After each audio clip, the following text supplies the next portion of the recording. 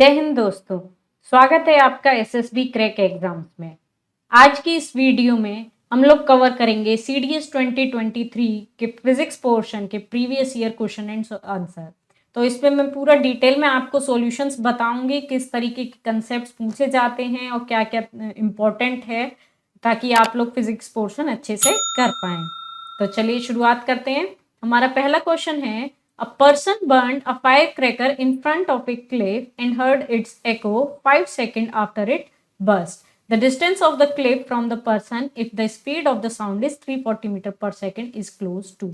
तो इन्होंने क्या कहा है कि एको जो है आपको कितनी देर बाद सुनाई दी है, टाइम ये बोल रहे हैं 5 सेकेंड बाद सुनाई दी है ना। और डिस्टेंस आपको निकालना है क्लिफ का फ्रॉम द पर्सन, अगर स्पीड ऑफ साउंड आपको दे रखी है 340 मीटर पर सेकेंड। ठीक है, अब ये देखिए कि ये जो हमारी क्लिफ है और ये यहाँ पर हम खड़े हैं, तो एको हमको कब सुनाई देती है कि जब ये गई साउंड और फिर ये इससे टकराकर वापस आई। तो ये डिस्टेंस हमारा जो ये टाइम लगा है ये ट्वाइस ऑफ द मतलब जितना डिस्टेंस कवर करने में, एक बार जाने में और एक बार आने में, तो इसको अगर हम हाफ कर देंगे तो हम केवल जाने जाने का रखेंगे। तो डिस्टेंस क्या होता है हमारे पास, distance is equals to speed into time. So 340 into 5/2, so ये हमारे पास आ जाएगा 170 into 5, that is equals to 850 metre. So that means correct answer हो जाएगा हमारा यहाँ पे option D, that is the 850 metre. Okay, यहाँ पर ये हुआ है कि इस तरीके से जो है आपने पटाखे जलाए, गई और आई, 2 बार उसको काउंट करा है। चाहे आप टोटल इस टाइम को लेते हैं तो जो डिस्टेंस आता है उसको डिवाइड बाय 2 कर दीजिए, चाहे टाइम को डिवाइड बाय 2 कर दीजिए, both will give you the same answer. ठीक है, चलिए नेक्स्ट क्वेश्चन है, consider the following statements about the microphone and the speaker of A mobile phone. तो माइक्रोफोन और स्पीकर के बारे में कुछ स्टेटमेंट दिए गए हैं, आपको बताना है कौन सा सही है इसमें से।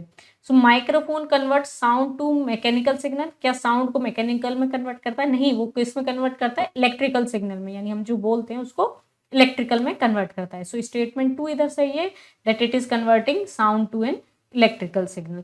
And speaker converts mechanical signal to sound, नहीं, वो क्या करता है? इलेक्ट्रिकल सिग्नल को साउंड में कन्वर्ट करता है ना। So that means the correct answer यहाँ पर हमारे पास हो जाएगा 2 and 4 statement. So option D जो है हमारा यहाँ पे करेक्ट आंसर हो जाएगा। ठीक है, चलिए नेक्स्ट क्वेश्चन है, 100 watt electric bulb is used for 10 hours a day. बहुत इंपॉर्टेंट क्वेश्चन है, ये कई बार पूछा गया है इसी कंसेप्ट से, that how many units of electrical energy are consumed by the bulb in 3 days। और इसमें जो एक इंपॉर्टेंट कंसेप्ट होता है ये होता है कि 1 यूनिट जो है हमारा किसके बराबर होता है। ठीक है, अभी हमको एनर्जी निकालनी है, तो एनर्जी क्या होती है?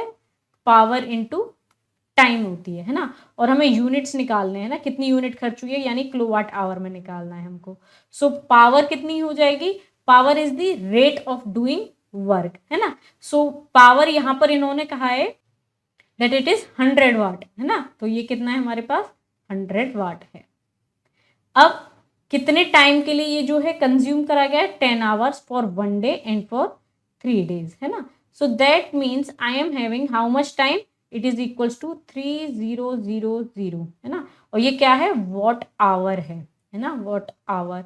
लेकिन हमको क्या चाहिए? Kilowatt hour. तो हमको क्या कर देंगे? इस 3000 को डिवाइड कर देंगे 1000 से। सो ये हमारे पास आ गया 3 kilowatt hour. So that means 3 units. So that means correct answer हो जाएगा ऑप्शन ए, है ना। सो ऑप्शन ए हमारा करेक्ट आंसर। चलिए नेक्स्ट क्वेश्चन है, the area under velocity time graph for a particle moving in a straight line with uniform acceleration gives. देखिए इन्होंने क्या कहा है? स्ट्रेट लाइन में मूव कर रहा है। स्ट्रेट लाइन में मूव कर रहा है तो यानी कि वेलोसिटी या स्पीड की बात हम कर रहे हैं। ठीक है, and it is moving with uniform acceleration. और यूनिफॉर्म एक्सेलरेशन से अगर मूव कर रहा है तो ये जो एरिया आएगा ये हमको क्या बताएगा कि कितना डिस्टेंस इसने कवर करा है। ठीक है, so that means option C हमारा जो है यहाँ पर करेक्ट आंसर हो जाएगा, that is the distance travelled by it. Displacement नहीं होगा क्योंकि इधर इन्होंने कहा है नेट डिस्प्लेसमेंट, है ना। क्योंकि नेट डिस्प्लेसमेंट क्या होता है कि आप जहां से गए हैं वहीं पर बीच में कहीं पर आपने चेंज करा है पाथ, तो उस हिसाब से जो है चेंज हो जाता है। तो नेट नहीं, यहाँ पर टोटल डिस्टेंस ही होगा क्योंकि that is moving in a straight line, object जो है हमारा स्ट्रेट लाइन में मूव कर रहा है, ठीक है। नेक्स्ट है the power of a lens of focal length 10 centimetre is. ये बहुत इंपॉर्टेंट क्वेश्चन है, पावर के ऊपर पूछा जाता है। तो power is 1/f when taken in metre, और अगर सेंटीमीटर की बात करते हैं तो 100/f when taken in centimetre, ठीक है। तो हमारे पास 10 सेंटीमीटर है, तो यानी कि 100/10 हो जाएगा। सो दैट मीन्स 10 डायोप्टर इसकी क्या है, पावर है। So that means option C हमारा जो है यहाँ पे करेक्ट आंसर हो जाएगा, ठीक है। चलिए नेक्स्ट है 3 resistors of resistance 11, 22 and 33 are connected in parallel, equivalent resistance हमको निकालना है। तो देखिए वो 11 से कम होगा, क्योंकि हमने कैसे कनेक्ट करे हैं, पैरेलल से कनेक्ट करे हैं। तो आप इसमें चाहें तो डायरेक्ट भी ऑप्शन डी टिक कर सकते हैं, और आप लोग चाहें तो उसे निकाल भी सकते हैं, क्योंकि 11 से कम केवल और केवल ऑप्शन डी में ही है। सो 1/11 प्लस 1/22 प्लस 1/33, इसका एलसीएम ले लेंगे हम 66, तो हो जाएगा 6 + 3 + 2 यानी कि 11/66। तो ये हमारे पास 1/6 आ गया, और रेसिप्रोकल लिया तो हमारे पास 6 ओम आ गया।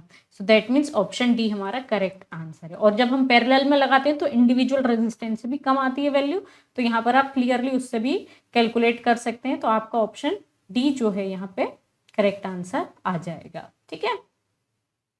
चलिए नेक्स्ट है the RMS potential difference between the red live wire and black neutral wire in Indian domestic electric supply is. Even आप लोग अपने मोबाइल के चार्जर्स पे भी देखते होंगे, अप्लायंसेस पर भी देखते होंगे कि उस पर लिखा रहता है 220 वोल्ट, है ना। सो इधर जो हमारे पास करेक्ट आंसर होगा वो होगा ऑप्शन बी, जो हमारे हाउस होल्ड में यूज होता है, that is of the 220 volt. Okay, so option B हमारा करेक्ट है। नेक्स्ट है the hydrogen bomb and the uranium bomb are based respectively on. तो हाइड्रोजन बॉम्ब आपका फ्यूजन पर बेस्ड होता है, और यूरेनियम बॉम्ब आपका फिशन पे बेस्ड होता है। So that means option A हमारा यहाँ पे करेक्ट आंसर हो जाएगा, that is nuclear fusion and fission. Okay, चलिए नेक्स्ट है sound and light waves are. बहुत ही इंपॉर्टेंट क्वेश्चन है, इसको मैंने जो है कई बार बताया कि साउंड वेव आपकी कैसी होती हैं, लॉन्गिट्यूडनल वेव्स होती हैं, और लाइट वेव्स आपकी कैसी होती हैं, ट्रांसवर्स वेव होती हैं। ट्रांसवर्स वेव वो होती हैं जिसमें कि डायरेक्शन ऑफ प्रोपोगेशन के परपेंडिकुलर होता है डायरेक्शन ऑफ द वाइब्रेशन, ठीक है। और लॉन्गिट्यूडनल वेव्स वो होती हैं जिसमें डायरेक्शन ऑफ प्रोपोगेशन के ही पैरेलल होता है direction of vibration. So that means they are respectively longitudinal and transverse wave in air. So option A हमारा यहाँ पे correct answer हो जाएगा। Next question, a car moving with a speed of 12 meter per second is subjected to brakes which produces the deceleration of 6 meter per second square. The car takes 2 seconds to stop after the application of brakes. What is the distance covered by the car after the application of brakes? यानी हमको S निकालना है, और क्या क्या चीज दी गई है हमें। एक तो हमें गया है that it is moving with a speed of 12 metre per second, तो यानी कि हमें U दिया गया है 12 मीटर पर सेकेंड, और जब वो रुक गई है तो V हमारे पास क्या हो जाएगा, 0। एक्सेलरेशन कितना है, -6 मीटर पर सेकेंड स्क्वायर, और टाइम कितना लगा है, that is equals to 2 second. अब आप कोई सी भी इक्वेशन को यूज कर लीजिए, चाहे तो आप सेकेंड को कर लीजिए चाहे थर्ड को कर लीजिए, आपको दोनों से सेम आंसर मिल जाएगा। तो अगर हम v² - u² this is equals to 2as को यूज करते हैं, तो v तो 0 हो गया, -12 × 12 हो जाएगा, this is equals to 2 × a हमें -6 दे रखा है, और s हमें निकालना है, तो ये हमारा कट हो गया, 6 × 12 ये इससे कट हो गया। So that means s is equals to 12 metre. तो करेक्ट आंसर क्या हो जाएगा हमारा, option A will be our correct answer here ना। तो कितना डिस्टेंस कवर करा है उसने, 12 मीटर डिस्टेंस कवर करा है, ठीक है। चलिए नेक्स्ट क्वेश्चन है, consider the following statements and identify the correct answer using the code given below. तो in thermal power station fuel such as oil, coal and natural gas are use to generate electricity. बिल्कुल इसको हम use करते हैं, water को heat करते हैं जो कि कन्वर्ट होता है स्टीम में, स्टीम जाके टरबाइन को घुमाती है, एंड देन थ्रू डायनामो हम जो है इलेक्ट्रिसिटी जनरेट करते हैं, ठीक है। fuels are burned to heat water and turn it into steam which goes through a turbine which spins and turns generating electricity। यही बात मैंने आपको बताई है। तो यानी दोनों स्टेटमेंट हमारे करेक्ट हैं और स्टेटमेंट 2 हमारे स्टेटमेंट 1 को एक्सप्लेन भी कर रहा है। So that means option C हमारा यहाँ पे करेक्ट आंसर हो जाएगा। ठीक है, तो इस तरीके से हम लोग यूज करते हैं। आप कोई सा भी यूज कर सकते हैं, कोल, ऑयल, गैस, कुछ भी यूज करिए एंड देन उसको हम जो है पानी को बॉईल करते हैं, स्टीम में कन्वर्ट करते हैं और फिर जो है हमें एसी पावर मिल जाती है। ठीक है, नेक्स्ट है a person can see near objects clearly through his eyes but can not see distant objects clearly. यानी कि वो किस मायोपिया या हाइपरमेट्रोपिया, पास की चीजें जो है वो देख सकता है, तो that means it is myopia ना, short sightedness. Okay, the possible reason for this defect could be excessive curvature of the eye lens, the eyeball has become too small, the focal length of the eye lens is too large or elongation of the eyeball। तो यहाँ पर जो है आप जानते हैं कि इससे मतलब जो इसका रीजन होता है वो होता है excessive curvature of the eyeball, यानी कि आपका कर्वेचर बहुत ज्यादा बढ़ गया है। और दूसरा इसका रीजन होता है elongation of the eye ball. Elongation होगा आई बॉल का, तो इससे क्या होगा, वो पहले ही फोकस हो जाती है मायोपिया में, क्योंकि पहले ही फोकस होती है before the retina. So that means 1 and 4 जो है हमारे यहाँ पे करेक्ट है। सो ऑप्शन सी हमारा यहाँ पे करेक्ट आंसर हो जाएगा। ठीक है, इस तरीके से आप लोग देख सकते हैं मायोपिया में हमारे पास यहाँ पर ये जो है इमेज पहले ही फोकस हो जा रही है, क्योंकि बॉल जो है, आई बॉल जो है एलोंगेट हो गई है और curvature of the eye lens has been increased. Okay, चलिए next question. Consider a journey by a car represented by the graph given below in the 3 parts A, B and C. The speed of the car in these 3 parts are this, which of the following is the correct in this case. तो यहाँ पे हमें A B C करके दिया गया है और मैंने आपको इसी तरीके का एक लाइव क्लास में क्वेश्चन दिया था कि इस तरीके से 4 कार्स का मैंने ग्राफ दिया था, आपको बताना था कौन सा स्लोएस्ट है। तो जो सबसे ज्यादा टाइम एक्सिस की तरफ था, जिसका स्लोप सबसे कम था, वो सबसे ही धीमे था, है ना, it was the slowest one. तो अब आप यहाँ पर देखिए इसका कर्व जो है इस तरीके से आप लोग देख सकते हैं। तो कौन सा कर्व जो है टाइम के पास ज्यादा झुका हुआ है, तो सी वाला है। तो V of velocity of C is least, है ना। उसके बाद किसकी आ जाएगी, वेलोसिटी ऑफ ए, और सबसे ज्यादा वेलोसिटी किसकी है, बी की है। सो और ये जो है हमें किस ऑप्शन में देखने को मिल रहा है, that is in the option B, that V B is greater than V A and it is greater than V C. So option B जो है हमारा यहाँ पे करेक्ट आंसर हो जाएगा। जितना स्टीप होगा ग्राफ उतनी ही जो है स्पीड ज्यादा होती है और जितना कम होगा उतनी ही स्पीड कम होती है। Okay, next, a concave mirror of radius of curvature 50 cm is used to form an image of an object kept at a distance of 25 cm from the mirror on its principal axis. What will be the position of the image from the mirror? तो इन्होंने radius of curvature जो है 50 दे रखा है, तो that means focal length कितनी हो गई, 25 सेंटीमीटर हो गई।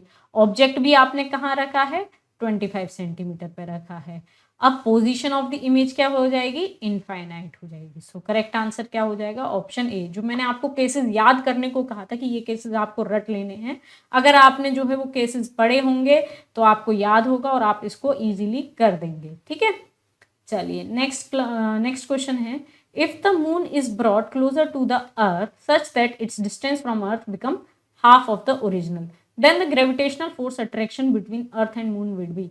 यानी कि आर डैश कह रहा है ये r/2 हो गया है, तो एफ डैश हमारा क्या हो जाएगा, Gm/r/2 का होल स्क्वायर। तो ये 2 का स्क्वायर क्या हो जाएगा, 4 बन जाएगा। सो और ये 4 जो है हमारा ऊपर पहुंच जाएगा, सो दैट मीन्स Gmm/r² बन जाएगा। So it will increase to the 4 times of the original value. So option D जो है हमारा करेक्ट आंसर हो जाएगा। ठीक है, चलिए नेक्स्ट क्वेश्चन है, sonic boom is produced when a source of sound travels eight A speed. तो सोनिक बूम कब प्रोड्यूस होता है, जब स्पीड ऑफ साउंड से ज्यादा पर ट्रेवल कर रहा होता है प्लेन, सो दैट प्लेन या कोई और भी object, so that when it is greater then the speed of sound. So option ए जो है हमारा यहाँ पे करेक्ट आंसर हो जाएगा। ठीक है, नेक्स्ट है, the following diagram shows a pendulum at different position, which of the following statement is true. तो देखिए यहाँ पे PQRST इस तरीके से आपको 5 पोजीशन दे दी हैं और आपको बताना है कहाँ पर जो है इसकी पोटेंशियल एनर्जी जो है सबसे कम होगी या सभी जगह सेम होगी, है ना। तो आप लोगों को पता है जो पोटेंशियल एनर्जी होती है that is maximum at the extreme points and it is minimum at the equilibrium position, है ना। तो यहाँ पर जो है मिनिमम होगी और यहाँ पर क्या होगी, पोटेंशियल एनर्जी मैक्सिमम होती है, ठीक है। तो दैट मीन्स जो मिनिमम पोटेंशियल एनर्जी होगी वो R पर होगी। तो ऑप्शन सी हमारा जो है यहाँ पे करेक्ट आंसर बन जाता है, ठीक है। तो इस तरीके से अगर आप ग्राफ में या फिगर में देखेंगे तो potential energy is maximum at the extreme points, वहां पर काइनेटिक एनर्जी 0 होती है, ओके, और पोटेंशियल एनर्जी मिनिमम यहाँ पर हो जाती है, ठीक है। चलिए moving on to the next question, in which of the following media is the speed of sound the maximum, किस मीडिया में जो है मैक्सिमम स्पीड होगी। देखिए आपको पता है सॉलिड में सबसे ज्यादा होती है, उसके बाद लिक्विड में और फिर गैसियस फॉर्म में होती है। तो आपने ये दोनों तो जो है यहाँ पे कट कर दिए। अब ग्लास और स्टेनलेस स्टील में आपको पता है जो पार्टिकल्स होते हैं स्टेनलेस स्टील में ज्यादा क्लोजली पैक्ड होते हैं as compare to the glass. तो दैट मीन्स जो स्टेनलेस स्टील है उसमें जो है स्पीड जो है तेज होगी। सो ऑप्शन बी जो है हमारा यहाँ पे करेक्ट आंसर हो जाता है, ठीक है। चलिए next question, a charged particle moves through a magnetic field B with velocity v, which one of the following statement is true for the force experienced by the particle। तो एक कोई charge particle है और वो एक magnetic field में से जा रहा है, ठीक है। तो इनमें से कौन सा स्टेटमेंट सही है। तो देखो मैग्नेटिक फील्ड में जो है फोर्स लगती है वो क्या होती है, QVB साइन थीटा, ठीक है। तो F जो है हमारा कब मैक्सिमम हो जाएगा, क्योंकि यहाँ पर F इज मैक्सिमम व्हेन, है ना। तो ये कब होगा, जब साइन थीटा की वैल्यू आपकी क्या हो जाएगी, 1 हो जाएगी, और थीटा की वैल्यू यानी कितनी हो जानी चाहिए, 90 डिग्री हो जानी चाहिए। तो यानी V और B के बीच में जो एंगल है वो कितना हो जाना चाहिए, 90 डिग्री हो जाना चाहिए।